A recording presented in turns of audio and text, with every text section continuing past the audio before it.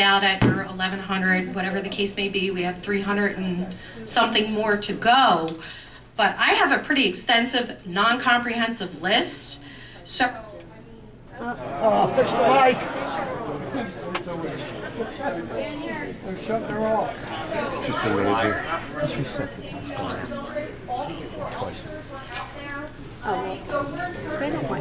Yeah, we know. I'm offended by that type of people. You live there then. I'm offended by you.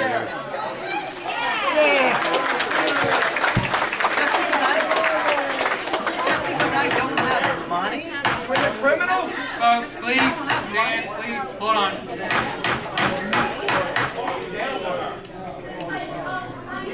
Miss Agresti, hold on for 1 second, please. We're going to be respectful of everyone's opinions here. This is how we're going to proceed forward. Everyone has an opportunity to speak. Mr. Hutchinson made a comment. Folks didn't agree with it. That's fine, okay? But everyone's going to be respectful of each other's opinions here as we move forward. Thank you. Go ahead. so my concern is safety. And I don't know if anybody else feels that way. Our children lost a day of school because of that activity. You generally tend to see that type of activity in lower income areas. Am I wrong? Yeah, you are wrong. I am.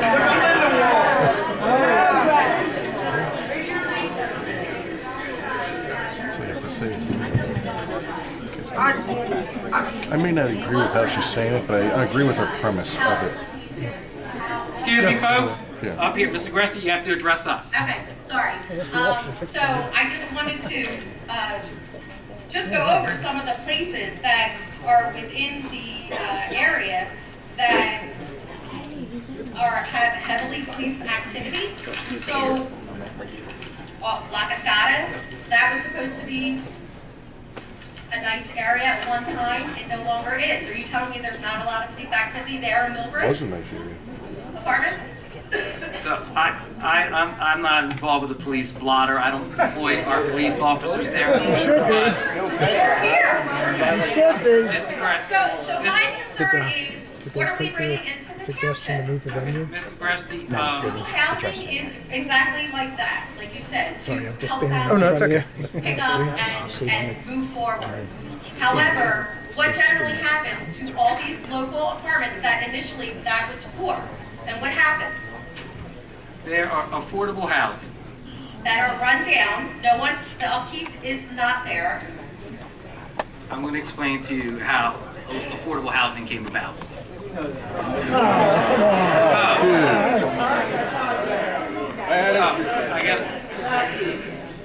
I guess we forgot we weren't going to be respectful to anyone's comments here.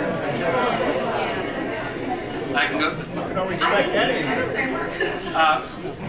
Back in the early 70s, Once upon a time. Mount Laurel Faraway decided that land. they wanted to build developments there. They were planned unit developments. And they decided that they wanted to create developments that a lot of folks lived there. There's commercial rateables there.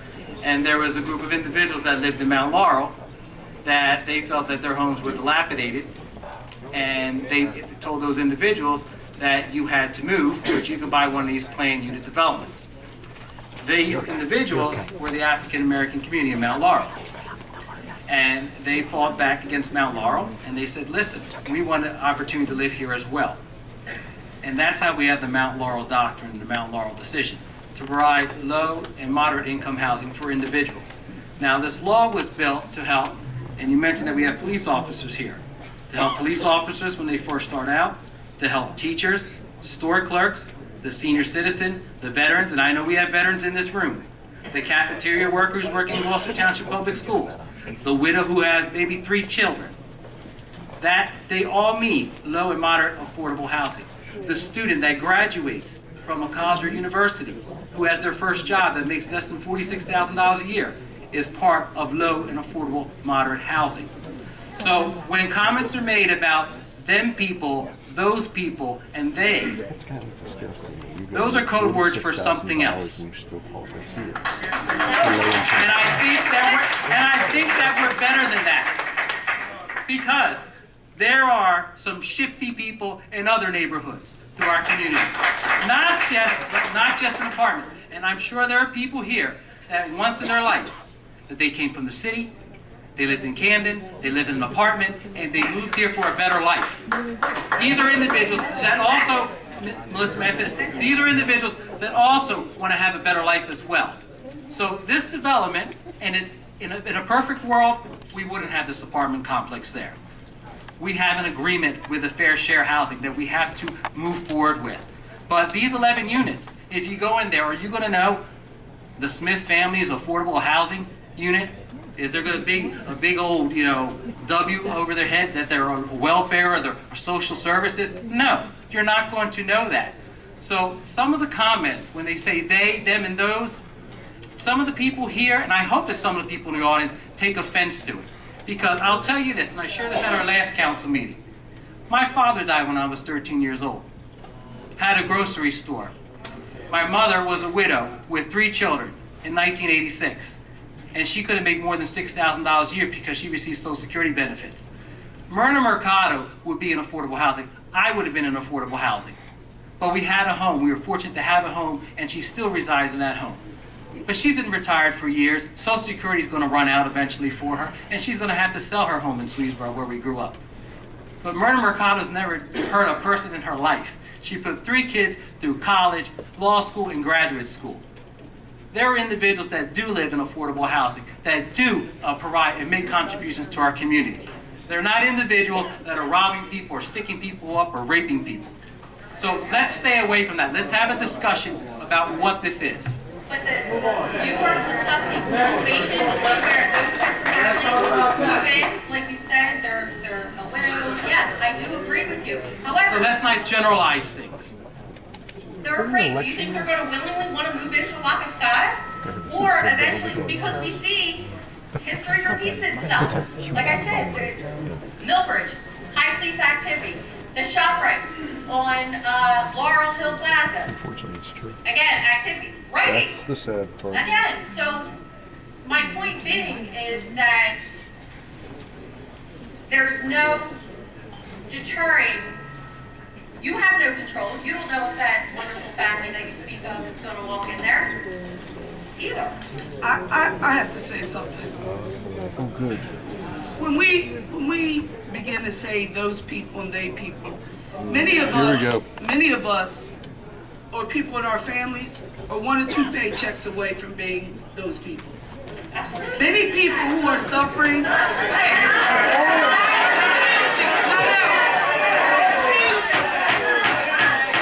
Ladies and gentlemen, I'm not going to let you take that conversation in that direction at this time. But many families who are touched by the opioid crisis. I know viable working families where one person is touched by that, the other family is displaced. They're good people. They're good parents. There's a good mother with 3 children who needs that leg up. At one time or another, all of us or someone we know needed a little support. Not because they were bad people, not because they made poor choices, but sometimes bad things happen to good people. Yeah, like And we're here to this town. support those people when we can. And that's the whole idea of affordable housing. But what are we doing to maintain it, with the upkeep, so that it doesn't become a drug dealing area and high crime area? What are we doing to prevent that for when this comes in? To keep our children safe. I need more of you to tell you that. And there's code enforcement that's used by the township. Some of the developments that you listed are owned by people who, quite frankly, are slumlords. That they rent it out, they make their home a Section 8 property that they receive payment directly from HUD. There may be individuals in this room that own properties in the developments that you identify, because it's a quick paycheck from the Department of Housing and Development.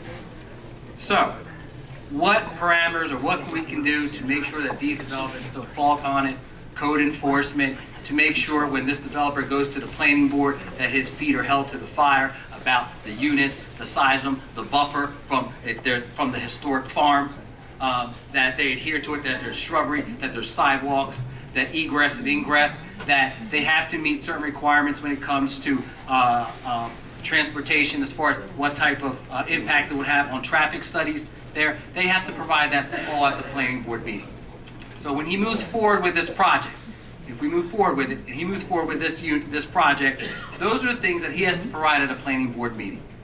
And that's an opportunity for the planning board and the township to hold his feet to the fire. Move on. Move on. Thank you. Anyone else on this ordinance? Lou? Oh, I'm sorry, sir. I apologize. I just have one question. Lou, and this is for this ordinance, right, Lou? Yes. Okay, thank you. Lou Rosini, 36 Cameron Circle.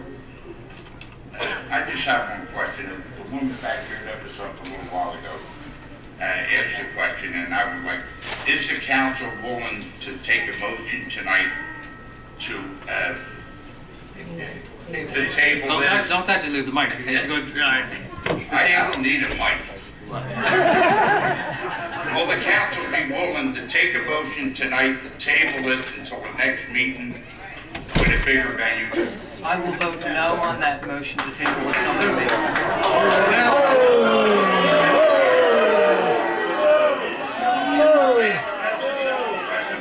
No, and I'm going to answer your question, Lou.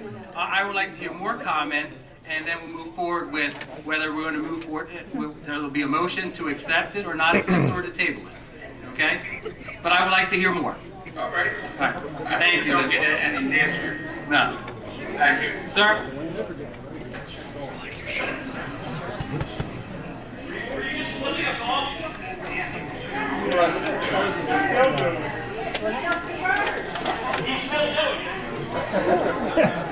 Table it! Table it! Sir? I'm sorry? Barrows Park, 1800 Winding Way. Okay. How can I help you, sir? I think I have some good news for tonight for everybody regarding the affordable housing units. If the code enforcement would drive by the township and survey some of the properties that have extensions and add-ons built in, that we might find that some of these single dwelling family homes that are turned into multifamily homes may actually qualify those quotas or fill those quotas. It looks like there's some houses that have these extensions or garages that are turned into hotels. Right. And do you take those units into account when you are Right. Right, exactly. counting your telling of your quotas? I don't believe so, Mr. Lechner. Is that something that would fall under counting towards our affordable housing? Because otherwise our problems are solved.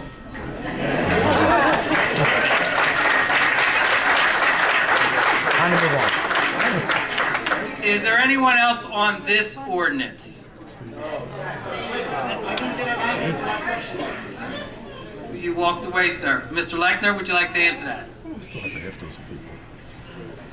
So if there is a in-law suite where they expanded their home, would that qualify under affordable housing?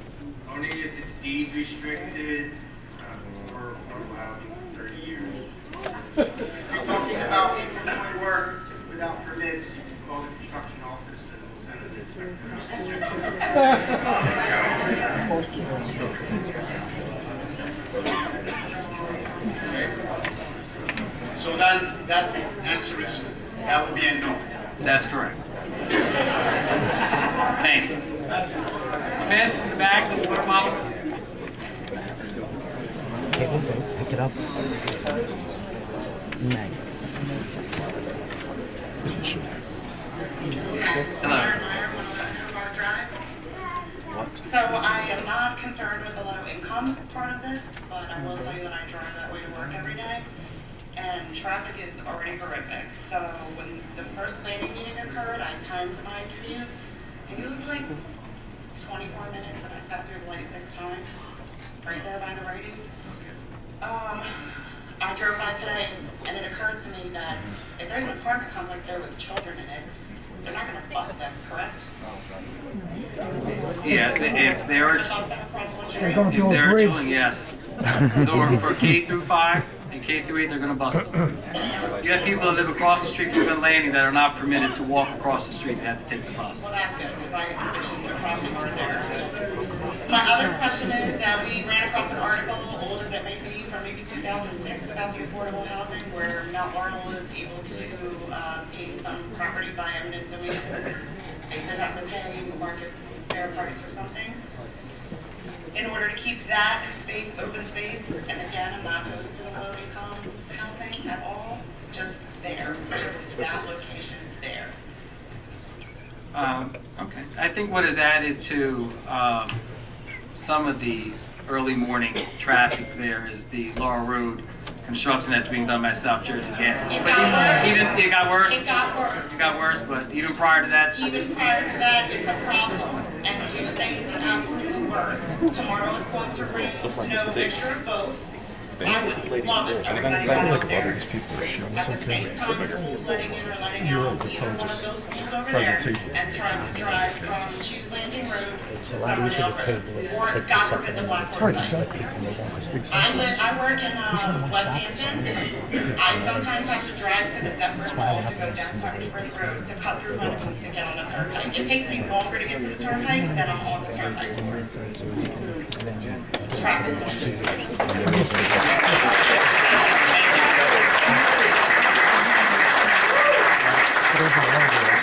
anyone else for this ordinance? Ma'am. So something that's a little efficient. Yeah, it's fine, right, and that's what it is. It shows. Okay. Good evening. My name is Mary O'Connell, 5 Madison Drive. Has anyone Good taken... Good evening. Yes, has anyone taken a look at what we already have? There are tons of apartments in the area. Has the council considered using what's there to fulfill their obligations under this act? And if so, why not? In other words, purchase an apartment complex and use that to satisfy the affordable housing. No. Okay, well, we have stock here. So I'll tell you what we have now that's in our current units. Franklin Square Senior Village, which is in Glendora. It's a senior community, 224 units. Scenic Falls, which is the old Scenic Falls off of Church Street, has 99 units. Cannon County Lakeland, which is senior campus 1, 150 units. Blackwood West is a South Wind project. That project was approved back in 2006.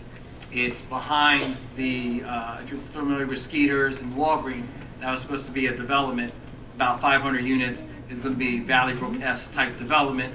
The developer at the time was approved for it. The recession hit. It still has its approvals 12 years later, but nothing has been built there. But that qualifies for 100 units towards our obligations. Multiple Sclerosis Association of America, 22 units. Ken, multiple sclerosis, is that Garwood Road? That's The group home? Mullen Manor, okay. Thank you. This project, 1495 Shoes Landing Road, 11 units, and then market to affordable program. So taking some of these abandoned homes, identifying them and making them, put them out on the market for affordable housing. No, I guess my question was, So those are the units that we have right now. sure, but there's more apartment complexes in the area than what you just listed, correct? But those they're not under our agreement or what we have as our affordable housing stock. Those are they're considered market rate. Understood. They're privately owned. But Ken, has there been any effort to reach out to the apartment complexes that we do have to see if you can expand or satisfy your obligation with them, if they would be willing to? Does that make sense?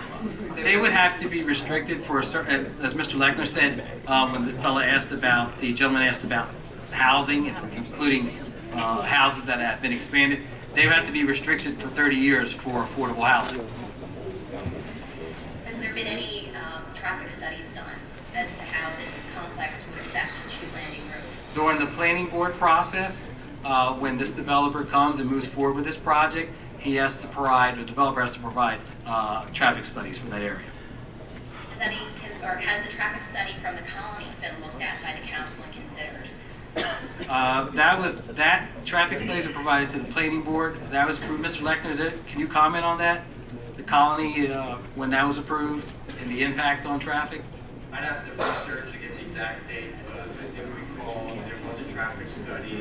That property is age restricted, for 55 and older, so the traffic impact generally is a lot less for age restricted. Ms. O'Connell, if you'd like a copy of that traffic study, we could probably dig that up for you.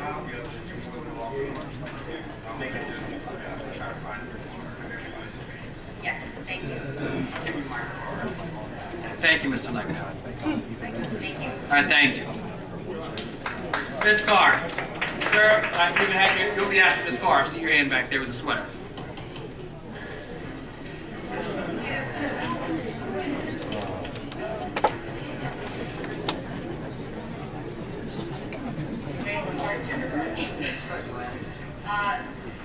This resolution and the next resolution are basically on the same thing, correct? That's correct. Okay. It's an ordinance. These ordinances.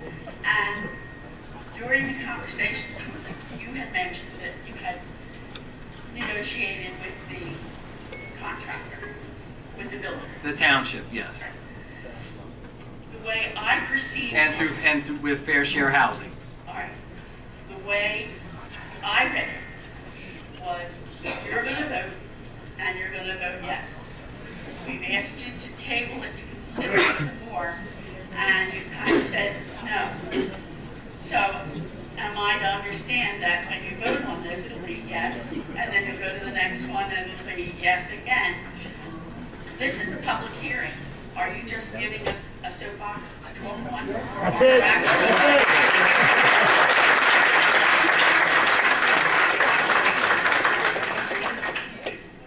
Ms. Carr, this is a public hearing, and individuals have every right to express their feelings towards this, and then each council member will vote accordingly to their own will. I just don't want people to think they're Well, the giving will of the mayor. persuasive ideas when We're always on the same page. people's minds are already made up and it's going to go one way. So, but we do have another ordinance to do, which is the same thing, so maybe we can knock this second one out. Yes. Thank you. Yes. Sorry for wasting all you guys' time. Yeah. Mr. Carlemere?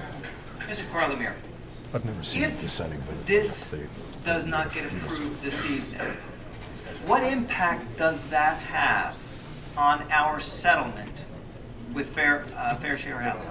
Well, if it doesn't get approved, then it opens the door, because there is another objector out there on the ground on Shoes Landing Road. About 250 units on that. That objector's already been rejected by the planning board, Ken Lechner knows who it is, that wanted to build apartments there also, I believe, and was rejected. When he got rejected, he filed an objection to our fair share plan.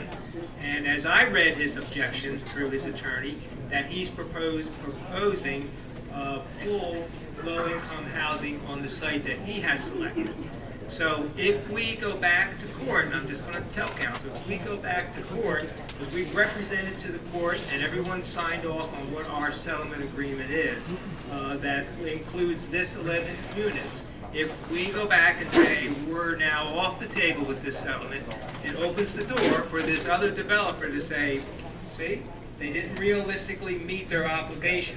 Therefore, let's argue and have a fair share hearing rather than a settlement conference to see if the process goes through. Now, that objector has an expert coming in and has already tried to do some subpoena processes with Fair Share Housing Center that's been resisted. So he's an aggressive objector. And that was for the property where the Little Mill Pond is, correct? The miniature golf place? Okay. Sorry. Right now, we have an immunity from any builder coming in.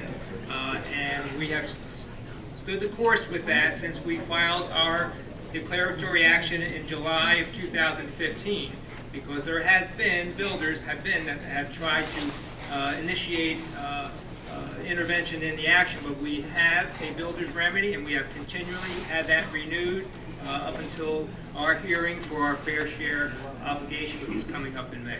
Mr. Carlmayer, we all understand what immunity is, but in this case, what does immunity, you said we have immunity from? We have immunity from builder's remedies.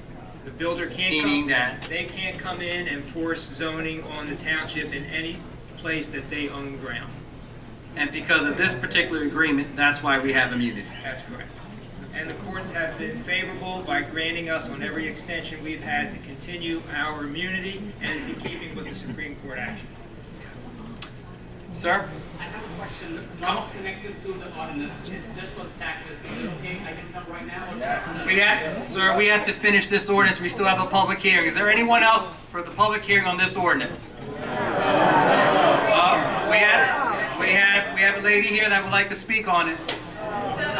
I said everyone will have an opportunity to speak.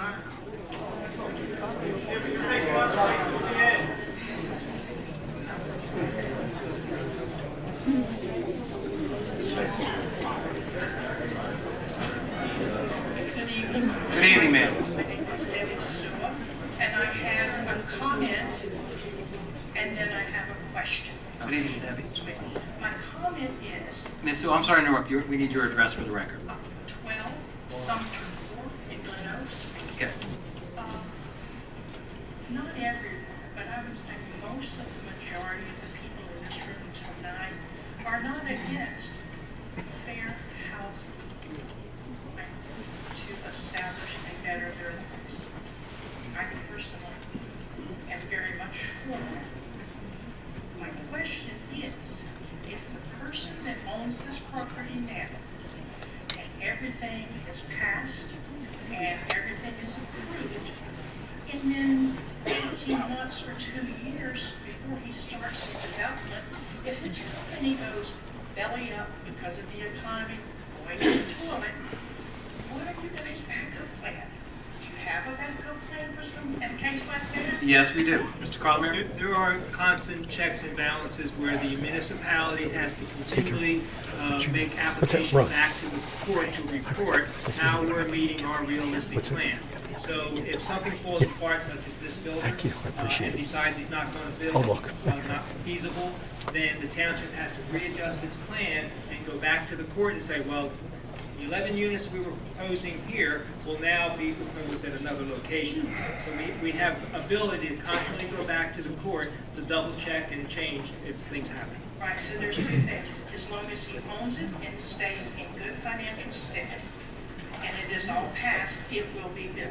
The only way it won't be built, try to understand, is if he's not in good stead, and he can't get this thing started in a home ground for his own financial needs with this company, then does the township go to another piece of land somewhere else and take that and try to? Sure.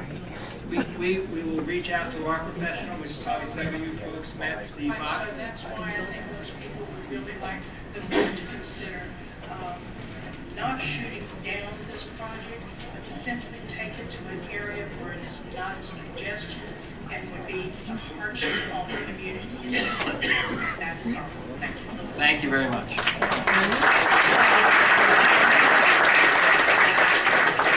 Is there anyone else for this ordinance? Seeing none, we'll close the public hearing. Oh, there's one. Yes, sir. Will be our last one for this ordinance. Sir, I need you to come to the microphone.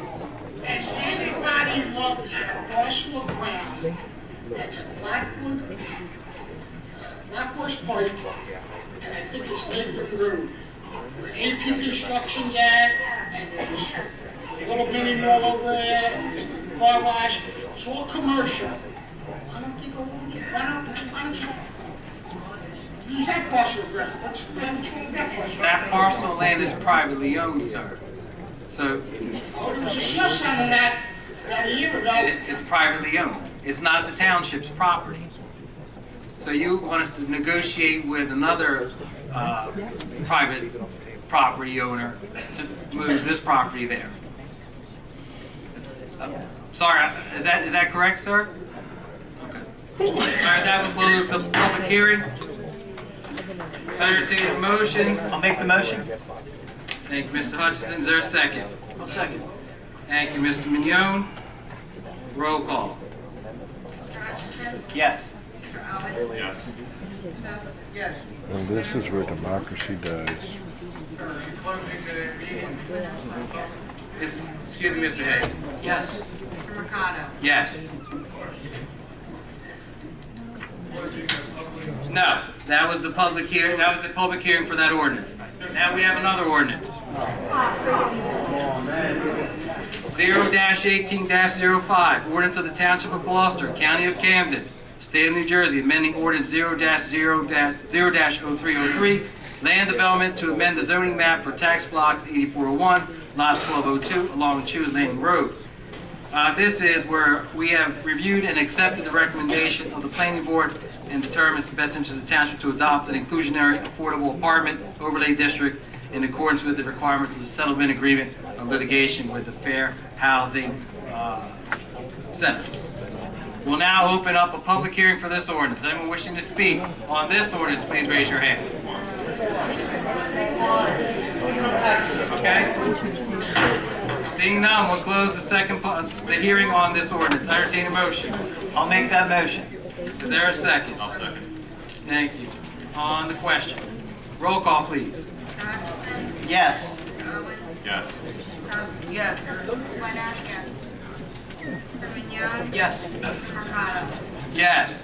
Next, we have a resolution on consent agenda. Any council member would like to move any items on the consent agenda, please speak up.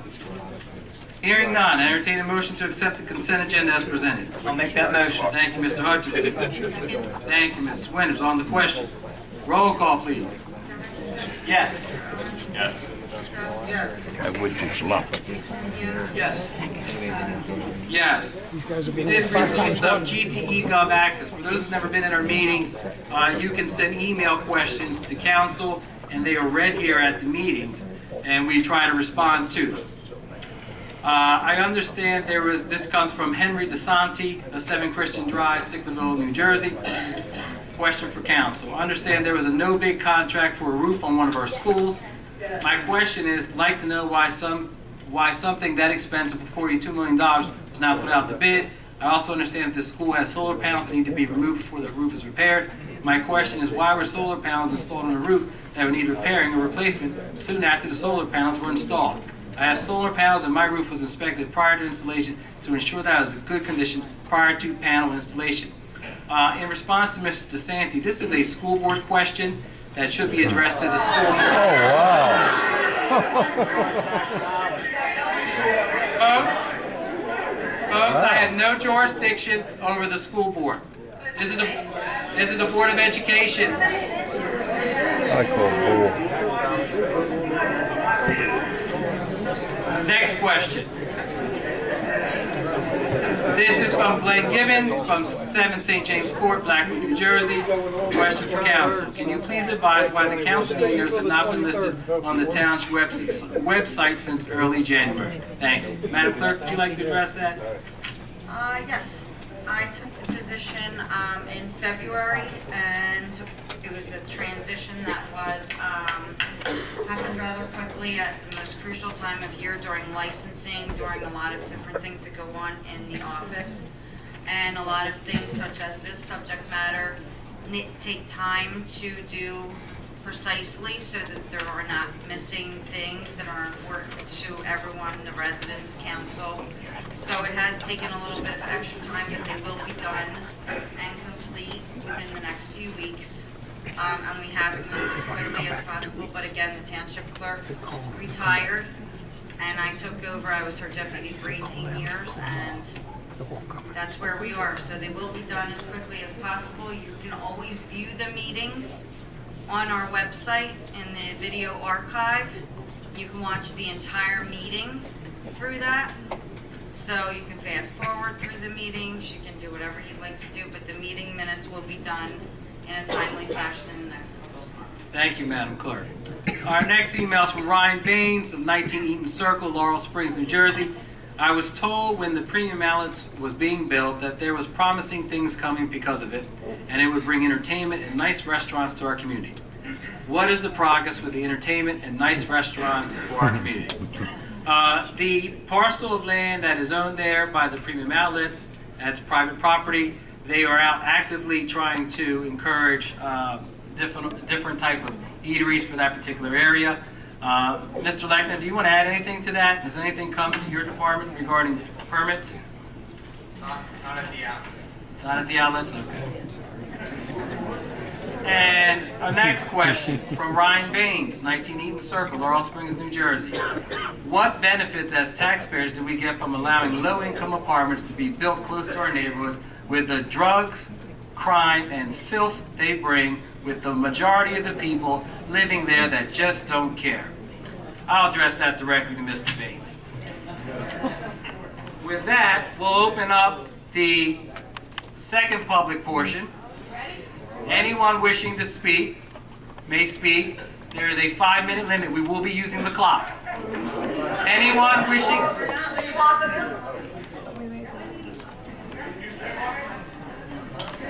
We are using the clock. We're going to allow everyone to speak.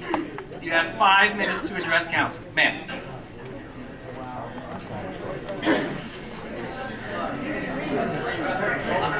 Mr. Mercado? Hi, how are you? I'm a resident of Gloucester Township before you were born. Okay, may I have your name, please? Nancy Schmidt, 1533 Williamstown Road, Sicklerville, New Jersey. And how long have you lived in town, Mr. Schmidt? 70. I'll be 70 next year. Now, how long have you lived in the town? In the town forever. Okay. Okay. Yes, 7. Yes, Oh, okay. Welcome. And the question I have for you is this. You're raising our taxes because you say you need them. But why are you spending so much?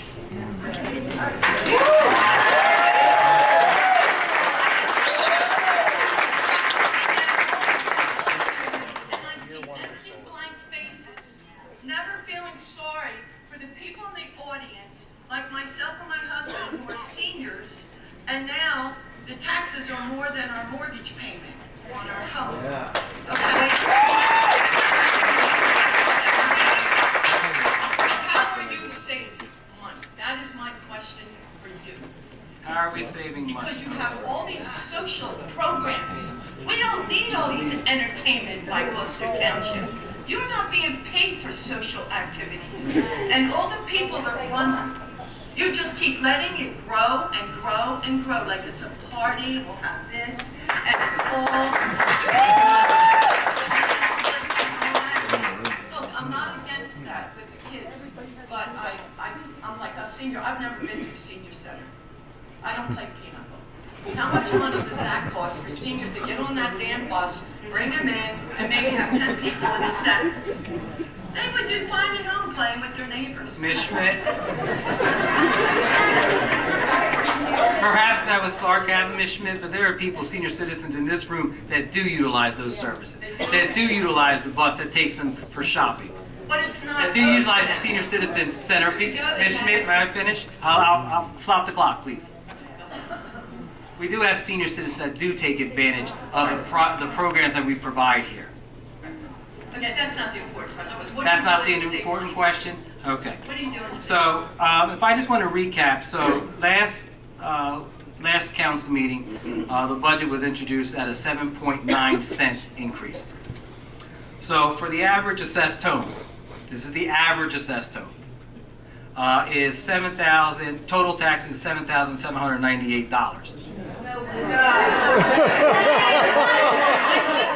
What home is that?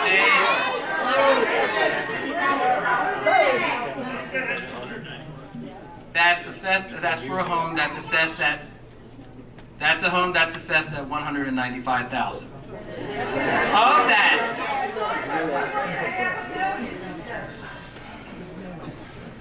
Of that $7,798, $2,100 goes to the municipality. Are you aware of the taxing entities in our community? Well, I know your schools take money. And guess what? That's our money. What is going on with the school system? Do they just decide they want it and take it without asking you? Because every time I call the township, they say, you can't answer that question, you have to call the school board, but you can never get to the township. And then it doesn't matter anyway, because they wanted it, they don't. Of the pie, the Black Horse Pike Regional School District, Gloucester Township Public School District, Camden County, your respective fire department within your district, and the library. That's all part of your tax bill. We're responsible for collecting all your taxes. Of those taxes, every dollar that you pay, roughly 28 cents or 29 cents comes to the municipality. There's other taxing entities. We can only control what we can control the municipality. So, when you talk about services that we provide, if you contact the police, do they show up? The police are the best thing in this township. Absolutely. That's right.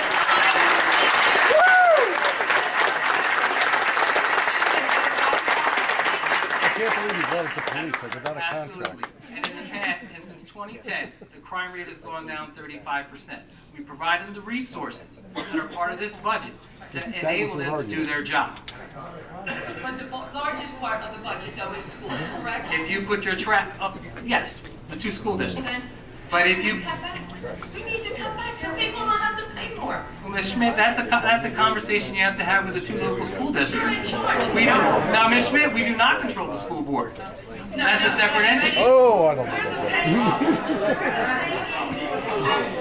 That you receive. And if these people are saying it's too much, are you listening? Or are you just going to go on deaf ear and like, why come to the meeting? Ms. Schmidt, we're listening. That's all he's doing. Why are you so sad over there? Why is everybody there all stubborn? It's so impersonal. Ms. Schmidt, if I smile, I get criticized. If I have a stoic face, I get criticized. I appreciate it, Ms. Schmidt. But that's how the pie is broken up. There are services. For instance, as I said before, you contact the police, they show up. You put your trash on the curb, it gets picked up. If you want to have your children participate in activities, there's activities for them. Well, you don't have to have activities. Their parents do that. Their parents do that. And the roads are deplorable. Ms. Schmidt, do you have children? Do you think I do at 70? Did your children? Ms. Schmidt, when they were younger, did they participate in recreational activities here in Gloucester Township? Not really, no. We have horses for them. They rode horses. They rode horses? Yeah. But you provided activities for them. And that's what families are looking to do, provide activities for their children. I just, I don't know. I didn't hear what you said you were going to cut. You cut down on the benefits, pensions, and all that? Cut down on benefits and pensions? Pensions, right, that everyone receives here? There are contractual things that we have to adhere to. We have 6 different unions. Is that correct, Mr. Cardis? Okay. There are 6 different unions that have contractual agreements that we have to adhere to. There's a certain amount we have to provide towards pension. Right now, they're negotiating contracts with some of those unions. Is that correct, Mr. Cardis? We have settled all but, I believe, 2. All about 2. But, like I said, I've been here a long time, very upset with the township. It's awful. It's deplorable. Like somebody I know that said that word years ago. Deplorable.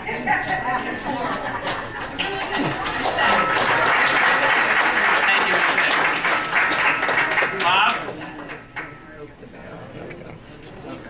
Well, now, how are you, Bob? Good. Robert Sandruko, 1 Exit Drive in Blackwood. Hello, Robert. Someone needs to take control of the situation. So instead of saying, it's the school board, it's the municipality, it's this, why don't you, as the council, take the lead, lower our taxes 10%, and then say, damn it, we're going to go to the school board, we're going to go to the county, and we go to demand the same thing. If not, we're bringing our residents to every one of your meetings until you follow suit, because we're going to be the leaders of saving this township.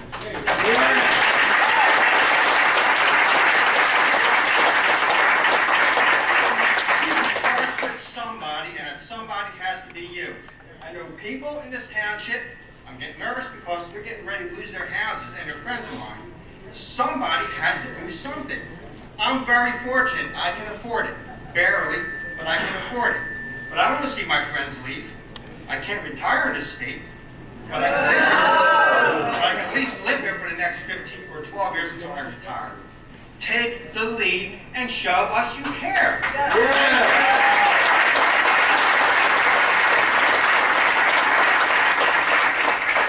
in the back of this letter? Yes, you, sir.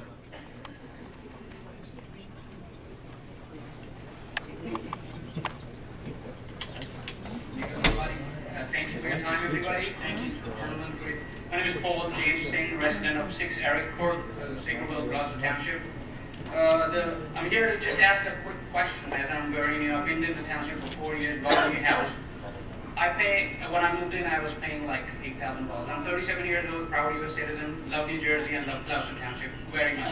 I'm thankful for everybody who contributes to make this township a better place. But as a township person, when I'm paying taxes, I don't know how does the taxes work. How do I plan my future? I don't think my Social Security, when I'll be 60, I don't think so I'm going to get my Social Security back. So what I'm trying to understand is, when I moved in, it was 8,000. Moved in, next year was 9,000. Next year was 10,000. I'll pay 11,600 something right now. I don't know, and how do I calculate for the next 20? I don't know the law, just to understand. You guys have 2025. You guys have a plan action. If I'm planning my family, right now I don't have kids. I have a single family 4-bedroom house, live with my wife. If I'm planning my future, how do I calculate? Like, how do you guys increase taxes? Like $1,000 a year, or like $400 a year? Like what? I see. I'm very good in math. I'm very good in math. The only thing is, I just want to take your help. You guys are specialized into doing this. What do you guys recommend? How does a person like me who loves New Jersey to the best? I'm never going to leave New Jersey. I'm going to leave, but right now, yesterday was speaking with my wife. I might have to leave Gloucester Township because they're like taxing $15,000 in the next 2-3 years. It'll be tough. So it's like, what do you guys recommend? How do I calculate, as a person like me, how do I calculate taxes to make sure I can live? I pay taxes. I make sure my taxes go to my country. I know there are people sitting out taking care of that aspect. I don't do that. My job is to pay taxes. I'm doing that right now. But how do I make sure I plan my future correctly and how do I calculate my cost of living? Because cost of living in Jersey is too high, sir. It's like I pay like more than my mortgage right now. I'm saying I'm able to pay it, but still it's tough. So how do I plan and make sure I have a better future to be a part of New Jersey? Thank you. Well, that's a difficult question for me to answer for you, because I don't know what your financial situation is. I don't know what your wife's financial situation is. I know that anytime anyone purchases a home, they take a look in a particular area and they take a look at what the taxes are going to be. And I'm sure that when you came here 4 years ago, you took a look at the tax and say $8,000, it's affordable, we can do that. And you purchase a home where you're at, a 4-bedroom home. And so when with your mortgage, you said this is something, when you did your own budget, your family budget, you sat down and say, this is what we can afford. The increases that you've talked about, sometimes there's increases where, again, we're contractually mandated to, we have to adhere to certain things, that whether it's our pensions, whether it's our health coverage for our employees, when there's unexpected things that come up that we have to pay for. There are services that we provide for our residents that there are some folks say we don't need this or we don't need that. But there are always people that are asking for particular services, and we try to meet those services throughout our community. But as far as planning and how you can plan for that, I couldn't give you a direct answer. I know personally, myself, there's times I go into different neighborhoods and I say, you know what, that house, I bought in 2006 and I got murdered. I got divorced, I moved to Valley Brook in 2006, and I overpaid for a condo. A 1,200 square foot condo that I overpaid for. But I wanted my son to stay in the school that he lived in. I wanted to have a pool so he can go to the pool. You know, I hate paying the HOA fees. I pay $193 a month for it. And sometimes I go in different developments, and I said, I could buy that house. But I'm underwater. I would lose money selling my place.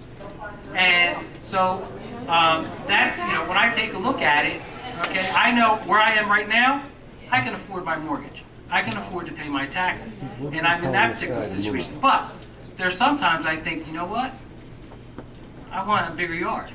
Or I want an in-ground pool. Or I want to have, I want certain things. But I also realize that I can't afford those things. I don't want to be house poor, because what I have right now, I can afford. My son. Let me tell you. I'm sorry. This house, just to add on to my report. Paul, I'm sorry we got interrupted. I'm sorry I got interrupted, but I was trying to answer your question. If I interrupted you, I'm just stating this point with my changing your perspective about my question is, before I moved into Gloucester Township, I looked into 90 homes before I bought this house because I was in love with the township. I felt that yes, there are things which might be good in it. I love Cherry Hill. I have friends. I work in Cherry Hill. I've been there. I'm in this business for a long time. Cherry Hill. I know every community member who's been there. Their taxes are not raising. I wanted to be in Cherry Hill, but I still moved to Gloucester Township. Their taxes are not growing as the pace of Gloucester Township taxes are moving right now. I can give you experience. Like there is worries. Like if you say we live in South Jersey, what the first city comes to name is Cherry Hill. Nobody knows Gloucester Township. Everybody knows us like Stickerville. Oh, you're in that. Oh, don't go live there. Where are you living in town? I'm not saying I'm going to be a good or bad. What I'm trying to say is, if we have Cherry Hill, I respect Cherry Hill. I respect Voorhees, where I used to live before this. Their taxes are not growing as the pace which we are going. I know guys. I wanted to buy a house there, which was $8,000 taxes. It's $8,300, $8,400 after 4 years.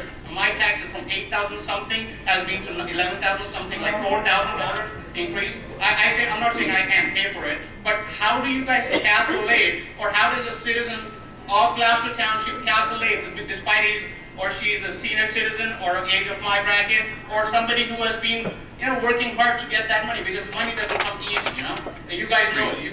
I'm respecting all facts. We all come from old service class job. We work for an employer. We may get salary. So how do you plan, or what do you guys can do for us that we all can be? I'm pretty sure 40% up to 50% of people sitting here, is my judgment, are talking about moving out of Gloucester Township right now. I don't want that to happen.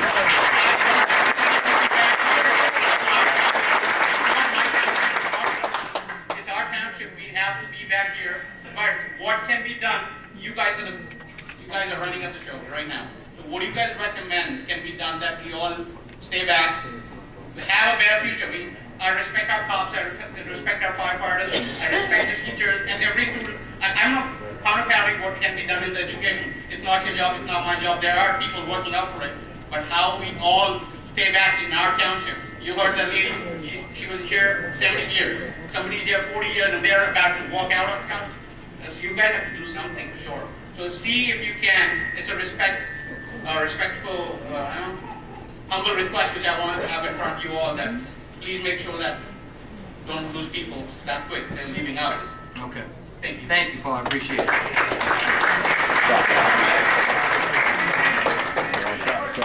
Projecting future taxes, 5 years, 10 years, 20 years. What are we looking at? Mr. Brown. David Brown, Mulberry Station. I know a lot of people here talk about taxes and everything. I'm gonna make it the last thing I bring up.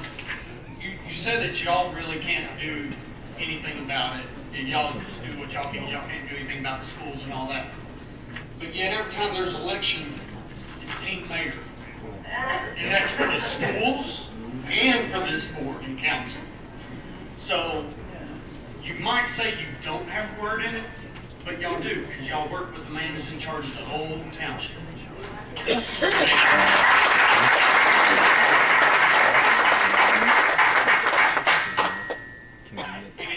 And it does come down to mayor over everything, because he is the mayor of the whole township.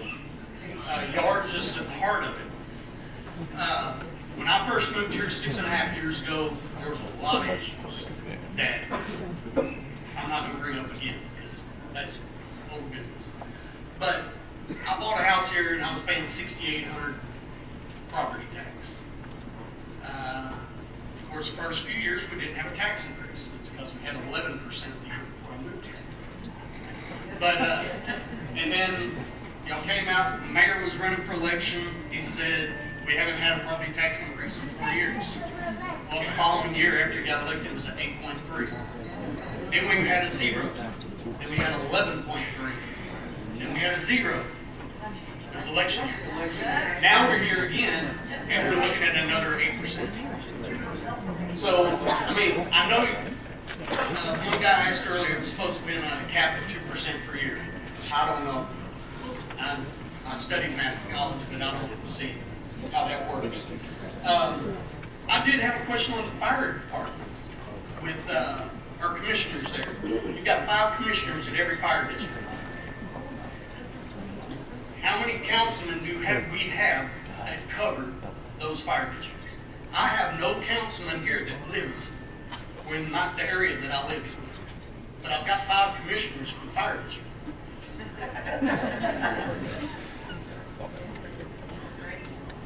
I know y'all are at large. Is that a rhetorical question, Dave? Or you asking? Okay. When my dad was on council, we had districts, and we had 4 districts where I lived, and each district was represented by the council.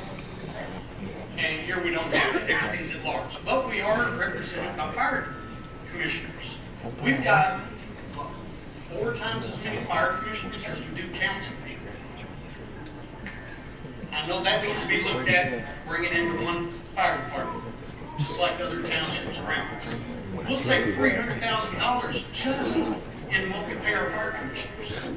Brown, how much is the fire district, how much does it cost Cherry Hill to have their consolidated fire department?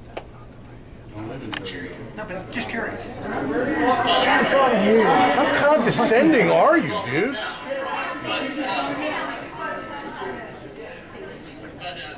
Probably about 4 or 5 times what we spend in this town. My God. And their taxes are cheaper. My fire district is the highest cost fire district in this township. If you want a consolidated fire district, you're looking at a much larger cost for fire protection. Actually, Monroe Township is discussing this with the fire district here because theirs is cheaper than ours, and they are consolidated. But okay, that's all I want to say on that. Repair your roads. You know, our neighborhood was micro-surfaced 2 years ago. It took 16 years to do it. And then it took 2 years for y'all to come out to see how bad the microsurfacing job was done. And you sent people out to repair it. And you agreed, Orlando, that it was pretty rough. Now, they came out to repair it. And I talked to Rose before she retired. And she gave me the numbers that 76% of our budget for roads was spent in our neighborhood for microservice for the year, which that's pretty rough. But then the repairs, the taxpayers had to pay that bill too. How come the contractors didn't have to pay it for the poor job that they did?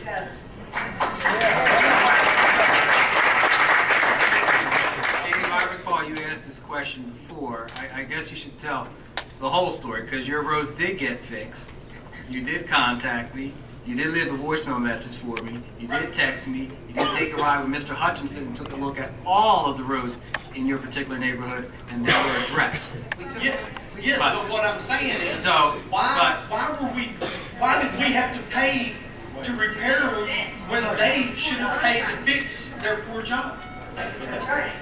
It's just like if somebody builds your house and there's a crack that comes in it, are you going to pay for it or are you going to make the contractor pay for it? I would ask the contractor. How come we didn't make the contractor pay for it?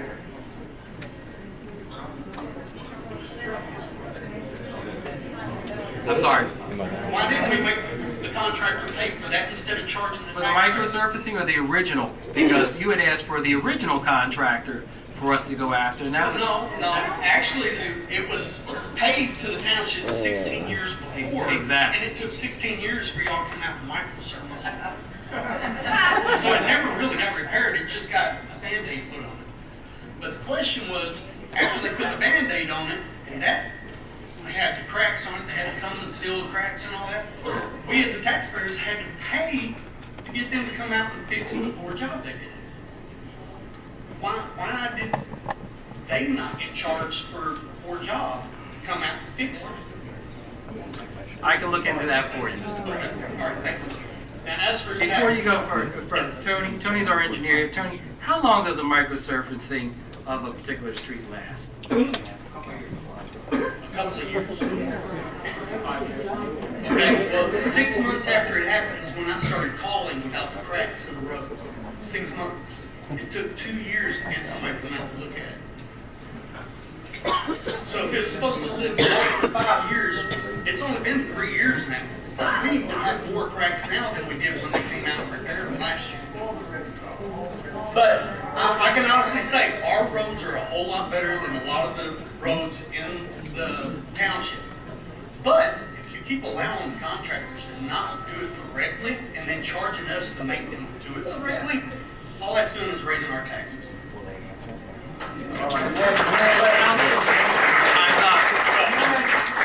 I got folks. You didn't stop it when you were answering the question. I just want to say just one Mr. thing. Brown, I got folks that have hands behind you that are waiting to speak. My property tax was $6,800 when I moved. Brown, I'm going to ask you to sit down, please. $8,400 now. All right. Thank you, Dave. I'm moving. Yes, sir. Can I take this off? Don't drop it. All right. Can I turn it off? I did it. Can I get that one?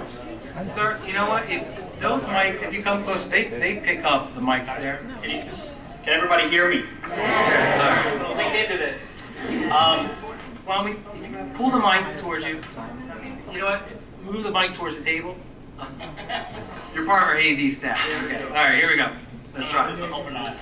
Before I get into my analysis or my summary of the data that I've reviewed in the budget, I had actually copies from the council to review the analysis and the budget look back that I did in Gloucester Township for 10 years. Okay. So I'm going to need your name and address, please. Tim Stanley, 33 Dunham Way.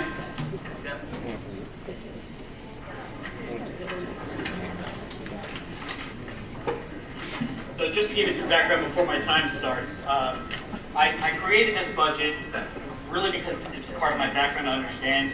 So I felt like a proper benchmark for this budget and this detail was to compare comparable townships that have similar populations. So I compared Vineland, Cherry Hill, and Washington Township as well for the comparable areas. And I'm going to read this, so I apologize. I actually expected 3 minutes, so I've been training for 3, but I'm happy with 5. All right.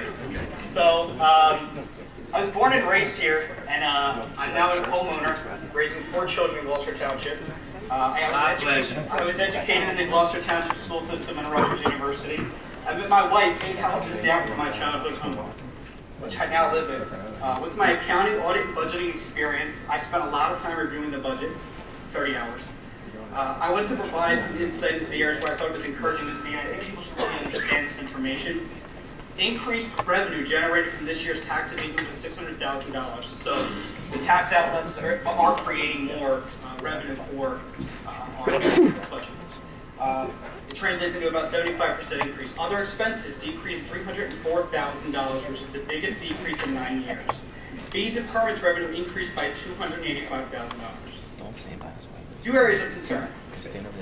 Taxes required to be raised overall increased $3.4 million. Revenue generated by the township decreased $959,000. Total debt increased $539,000. And the reserve to pay debt decreased $600,000. Of these concerns, the area most concerned was a salary increase of $1.9 million, or an 8.13% change from prior year. It's the largest increase in 9 years. In reviewing the budget, I compared 3 municipalities that had a comparable population: Washington Township, Cherry Hill, and Vineland. All 3 had less than half of the percentage increase that we have. 9 departments are proposed to obtain a 10% increase. And with a trained eye, I question the accountability of the person that created this budget.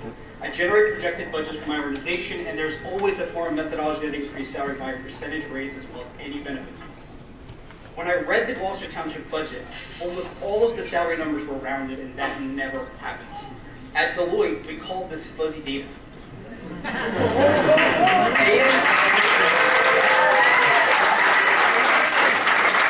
In Gloucester Township, we call that normal. Data that would fall out of audit software for being suspicious, and this is concerning. Lastly, regarding my comparative salary data, in the comparable municipalities, there were many outliers in comparison, but one of the largest disparities was the office of mayor. The department of this year is budgeting $189,000. Of the 3 comparable municipalities, the next closest budget was Washington Township at $76,000. Can you pause that for 1 second? So I can take a sip of water. Okay, yes, absolutely. Here, I have some. Hold on. That might be poison.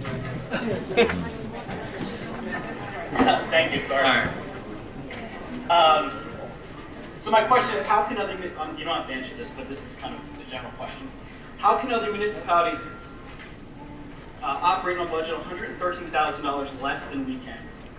The police and firemen's retirement fund in a 3-year average has increased 9.1%. Comparable change to other municipalities was less than half the increase of the performing fund. So my question is, why is our fund not performing where taxpayers need to subsidize the lack of the performing fund? Fees and permits increased $325,000 from $40,000, which is a great thing.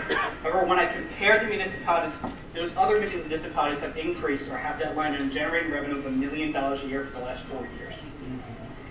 What are they doing that we can learn from? Our liability insurance has increased at a rate higher than any other comparable municipality insurance. Can we start shopping for better rates? I have many other statistics, as you can see in front of you, and I'm more than welcome to go through them. But lastly, I live a life wanting to be a trendsetter and push the limits. I think you all do as well. I know in the past 9 years you have not proposed a budget that was amended. However, I really believe this is an opportunity to show you're willing to listen to your community and make changes. This opportunity to change policy I believe you need, and I hope you consider these when making the improvement.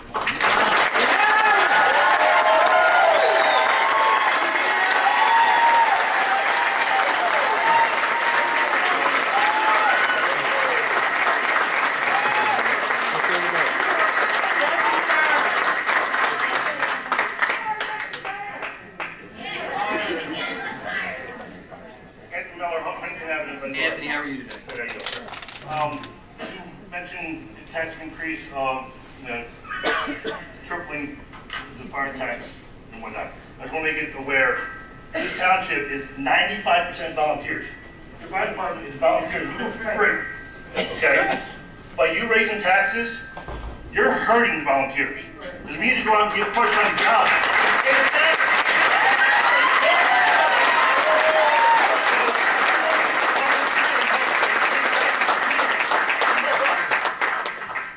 Help us.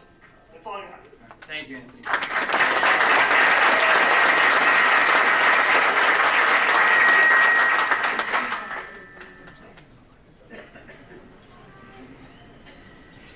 Hi guys, Hi, everyone.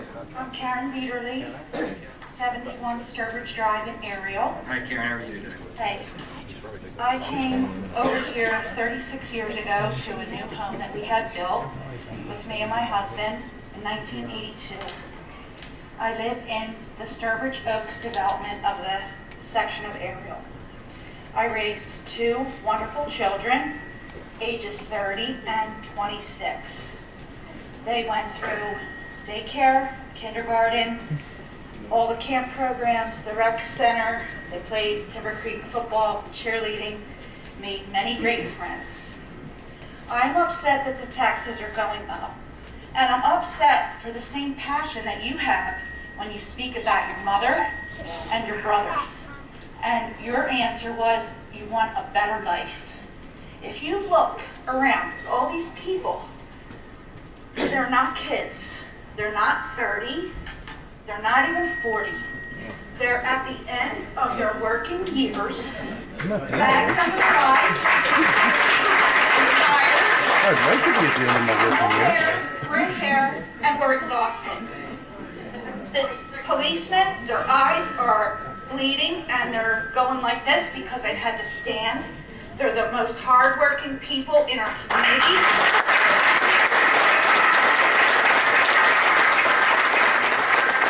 What makes me more upset with the taxes going up, and I don't know all the specifics like Mr. Stanley did, and I read your Facebook post and I loved it. I have that passion you have for your family when you speak of yourself being underwater. I am an empty nester because our kids decided once they went through the great school system that you provide and all the rec programs and the police and firemen, having access to problems in the schools, you know, with the resource officers and that type of thing. They don't want to stay here. They can't afford it. My son just got married. He moved to Williamstown. Bigger home, less taxes. 4 bedrooms. He pays less taxes than I do in a 3-bedroom in Sturbridge Oaks. My daughter moved to Florida for more opportunities in employment and hospitality. I just feel that my neighbor lives 2 doors down from me, has a daughter that went to Drexel. She's working down in Maryland and Washington, D.C. in the Smithsonian, because there are no job opportunities. And we all have the same passion. That's why we're here so late, at almost 11 o'clock at night. We all want a better life. We're all ready to retire and can't. We're all in these big homes, and when I walk in my development by myself, every 10th home is abandoned. Because when they get to our point where you're looking at each other and go, well, what do we do now? We're going to not have a job soon. I'm at the end of my nursing career, disabled with bad knees. What do we do? You walk in the development, every 10th home is abandoned. We work our nuts off. To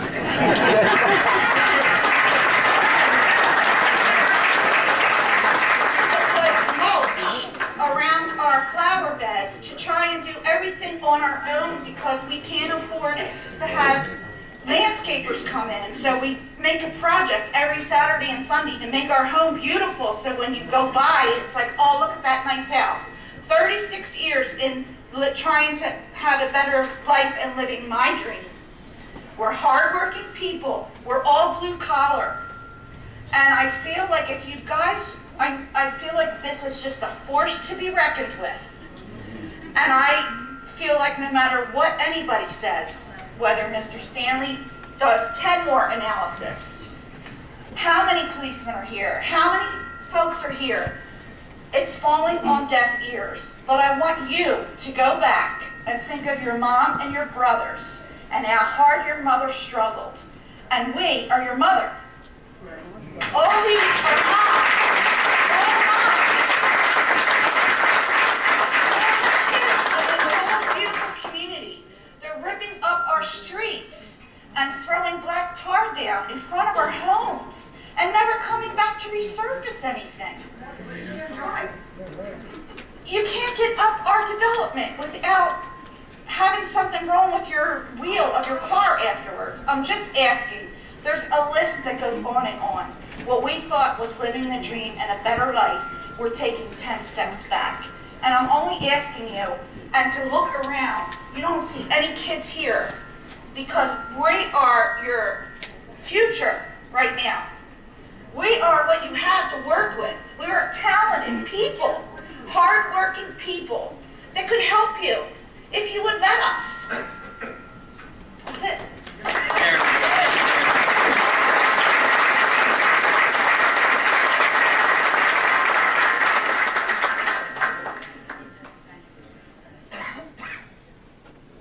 Andy Bullitt, can you hear me? Yes. Andy Lizard, Bullitt. how are you? Fine, thank you. Sorry about the last name. No, I'm not bringing snow. 3 Northgate Drive, Gloucester Township, because I don't have a town name. I don't, I live in Rosegate. You tell me, I use Laurel Springs, but I live in Gloucester Township. Here's what I don't get. You people live in this township. How the hell do you feel about the taxes?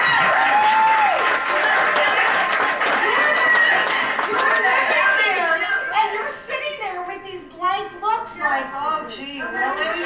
Like you live here. You're complaining about your HOA? Miss Blizzard, What? can I stop you for a second? No, I'm going to continue. I'm sorry. I am in an industry where I speak to people all over the country. I'll let you continue your 5 minutes and I'll address you Okay, afterwards. that's fine. It's not even running. Yay! Here's the thing. I talk to people all over the country. When I tell them I have a $250,000 house and I'm paying almost $10,000 in taxes, they fall off their chairs. And these are people that live in nice communities with good school systems, with activities for people all over the country. How do we justify this? I am looking, my children did not come back home either. They went to college, they settled in Maryland and in Northern Virginia. Northern Virginia is extremely expensive. Maryland, I am looking at houses that are $250,000 in Frederick, Maryland. Very nice, lovely homes, 4 bedrooms, 2.5 baths, just like I have. The taxes are $400 a month. My taxes are $900 a month.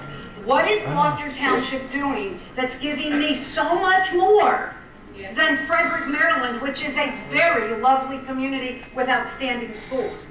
How do we justify this? How did you guys go to bed at night and say, oh, well, gee, we're just going to keep going up with taxes? How do you go to bed at night with and accept I grew up on the west side of Cherry Hill, all right? I came to Gloucester Township really because I didn't want to go back to Cherry Hill. And honestly, we're in Camden County. All of us in Camden County are paying a lot. I taught in Voorhees Middle School. The taxes in Voorhees are high. Camden County is high. But Gloucester Township is going up more than anybody else. And guess what? Our schools are not better. Cherry Hill and Voorhees have better schools than we do. And I was a teacher. We do not have better schools, and our taxes are going up. So whose pocket is it going into? Right.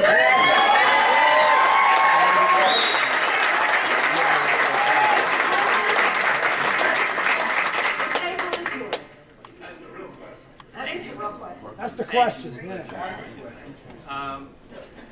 It's not going to anyone's pocket up here.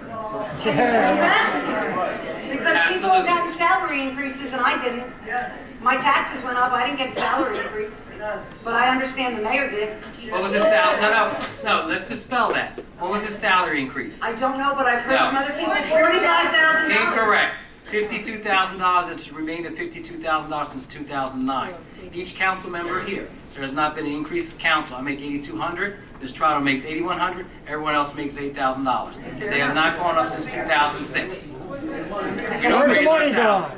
Okay, so let's dispel that rumor that he received a $45,000 increase. Don't believe everything you see on the internet. Okay, as far as our response and our faces, I addressed this earlier. I'm listening to you. We're listening to you. You want me to have a ha-ha and jump up and down or rip up the budget and go crazy? I'm not going to do that. But I'm listening to you. And we all do live here. And no one wants to see anything go up, whether it's your utility bills, whether it's your car insurance, whether it's your life insurance, home insurance, any of those things. No one wants to see those things go up. But we also, if we're going to pay these taxes, we also have to provide you residents with services. Services that, again, my recycling is picked up once every 2 weeks. You don't receive services here? Out of my I believe we receive services here. I have 2 kids and a wife. For an average home, as I said earlier, that's assessed at $195. That's assessed at $195. For $2,100, you're getting, as people have stated here, a top-notch police department, trash that's being picked up, recreational activities, activities for our seniors, and they say, well, I don't use that, okay? Seniors don't need it. This room is full of seniors and they don't need activities. We don't. Okay. Oh, so we're going to just pick and choose. There was somebody, okay, so let's go back. Maybe people said we didn't need certain roads built or developments built here, because earlier there was people making comments about overdevelopment here. Well, there were people who were living in developments. You won, that perhaps people didn't want. I live in a development, which was the old Beakley Farm. Ms. Schmidt, you're aware of that, correct?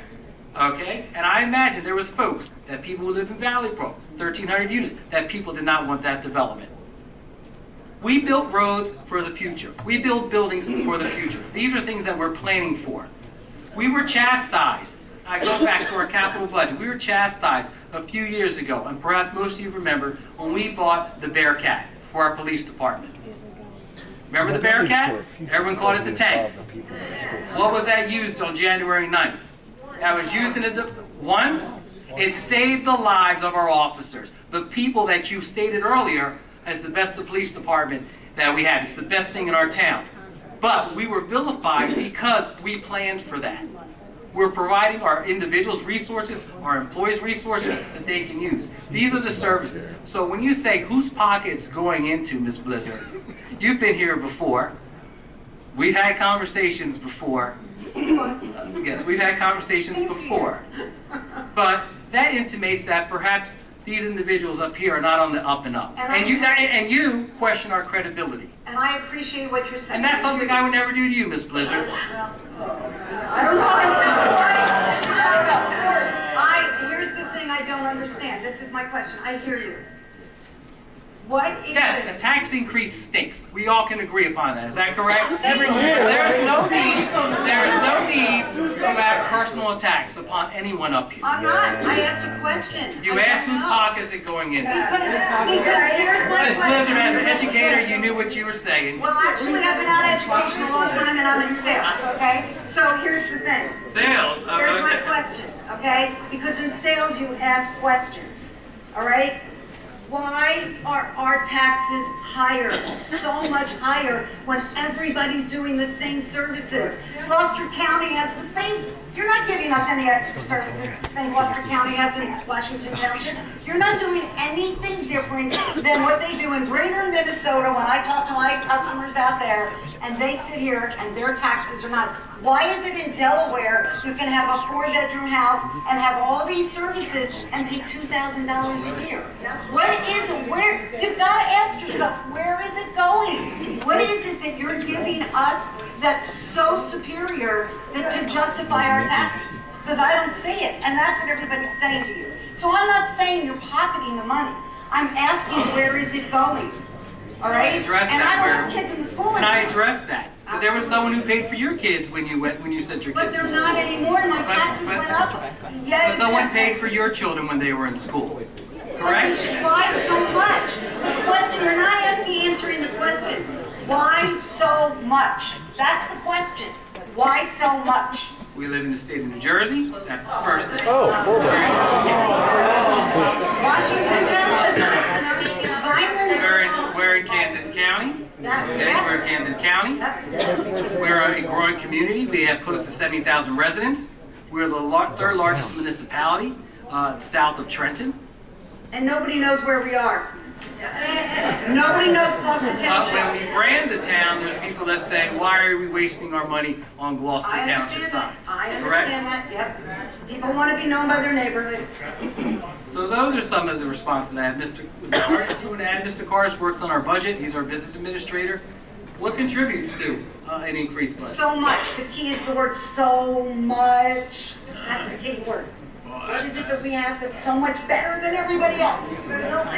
As the gentleman pointed out that reviewed the budget, and I know you talked to Chris Dier, our CFO, and went through the various appropriations. I haven't talked to him. I'm addressing the gentleman that others had referred before. There is a combination of problems. There's problems in terms of revenue, in generating revenue, being able to sell property, being able to bring in one-time revenues, as I'm sure you're aware, as you reviewed that budget. There's a fund balance situation where the fund balance isn't as high as it was in the past. There are expenditure issues. You mentioned $1.9 million in salaries. That's correct. There are $1.9 million in salaries. Of that, a little under 1.1 million is police. 324,000 is public works. And that's almost the lion's share, that 1.9 right there. And these are necessary expenses. But these are no different than anywhere else. Everybody's got these. This is nothing different. Why are we so much higher? I wish we had more police. I wish we had more public works.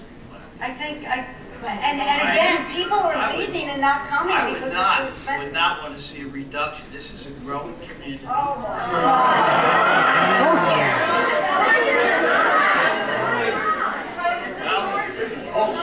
You can't sell the house. You can't. People are saying they don't want to come here because they can't afford it. They want services. Well, they've done it everywhere. Folks, You're not folks, hold on. Let's go back to being respectful. I know it's 11 o'clock.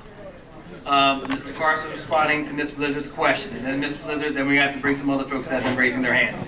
Okay, Mr. Carter? Mr. Carter? And let me just finish, because there is some talk about 2% levy cap.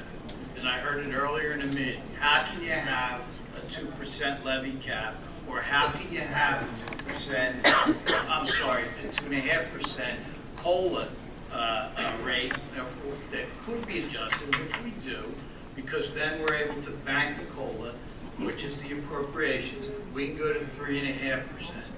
This budget, with this 7.9-cent increase, this budget is still $2,386,000 under the levy cap.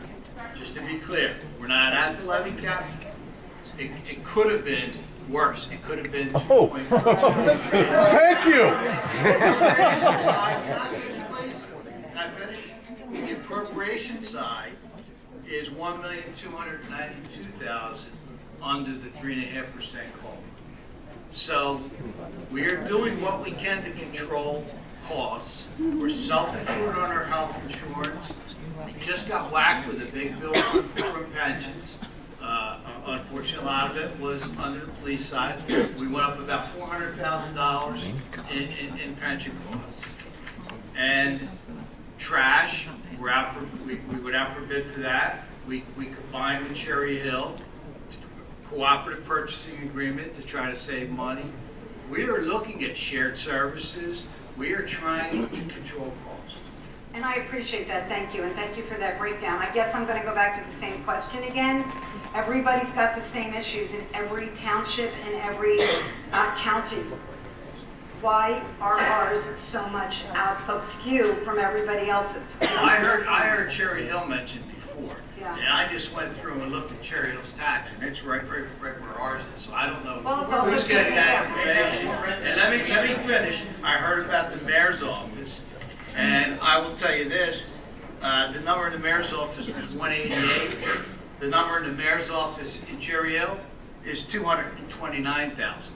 So I would check those numbers. I didn't get those. No, but they were thrown out earlier.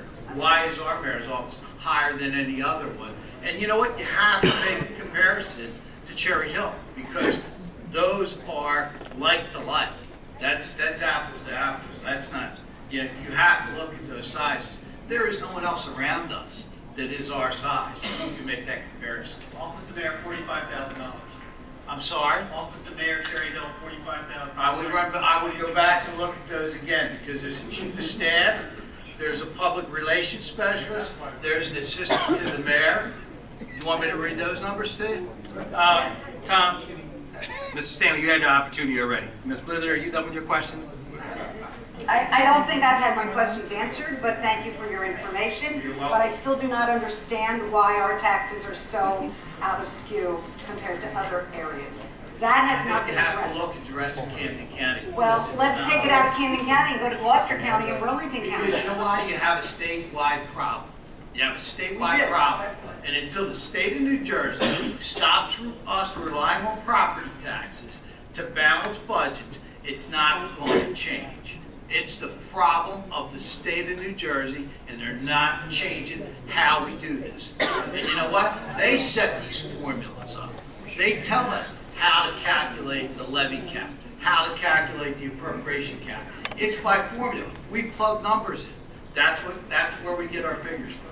Every municipality, all 566 municipalities, are doing it the same way. So the increase is because, so you want to raise our taxes because? I don't want to raise your taxes. I live in this community too. Exactly. I do not want to raise your taxes. Okay. I will tell you this, over the last 9 years, the average tax has gone up 2.99 cents. Before that, prior 9 years, was 9.9 cents. And I can show you those figures. I can show it to the gentleman that went through the budget. And if you look, there's a drastic difference between 2.99 over 9 years and 9.99. So this whole conversation about an 8% tax for next coming up, and that being on the school tax, I believe, where's that coming from We and talked why? about the 8%, let's be clear. Our portion of the tax bill is about, as President Mercado pointed out, is about 8%, is 28, I'm sorry, 27%. That portion, I agree, went up about 7.98%. I do agree with you. That's that 7.9. The rest of it, the schools, the county, their individual taxes. It used to be that those budgets would come before us, or we'd come before you, and you'd vote on them, and you'd vote them down. And then we'd go back and adjust the school budget. Not when Christie got in. That changed. Doesn't come to you. They have to stay within their 2% levy cap. And let me tell you about theirs. It's the same as ours. It's got the formula exemptions, and it still comes out with a big tax increase at times. What I've been told so far is that they are not going to be that high, that they should be in the area of 1 cent to 2 cents on both of them, which is a significant portion of the overall bill. I would say it's about 53% of the bill. I don't know what the county situation is. I spoke with the county treasurer today. Actually, we texted. He's going to provide me those numbers tomorrow. That should give me a better indication of what the overall rate's going to be. And that's really the big rate. That's the one that you're going to see when you get your bill. Okay. So what I'm hearing is you guys are supporting us and not in agreement with killing us anymore, because it's going to hurt all of you as well. Desperately don't. I want to save money. If we can save money, I want to save money. Right. Thank you, Ms. So we all got to work The together. no bid contract. Thank you. Gentlemen, That doesn't sound like you're saving money. we're going to try to adhere to the 5-minute clock. I know there's other folks that want to get up here and speak. That's fine, sir. You have your name? Cedric Holmes. Mr. Holmes? Glen Burnie Drive, Sibleyville, New Jersey. Mr. Holmes, how are you? I'm complaining about my taxes. I had a house built in 2000, year 2000. It's wide open dump. Been there now 15 years. Every 2 years, I got about a $2,000 tax increase. I am 70 years old. I might not look it, but I am. And I'm talking to represent this. When is New Jersey enough? You know, I was thinking about the Israelites and how the Egyptians had made the Israelites slaves. I said in New Jersey, we're slaves because we're beat down by the taxes. All right? Black lives matter. Blue lives matter. And seniors' lives matter. So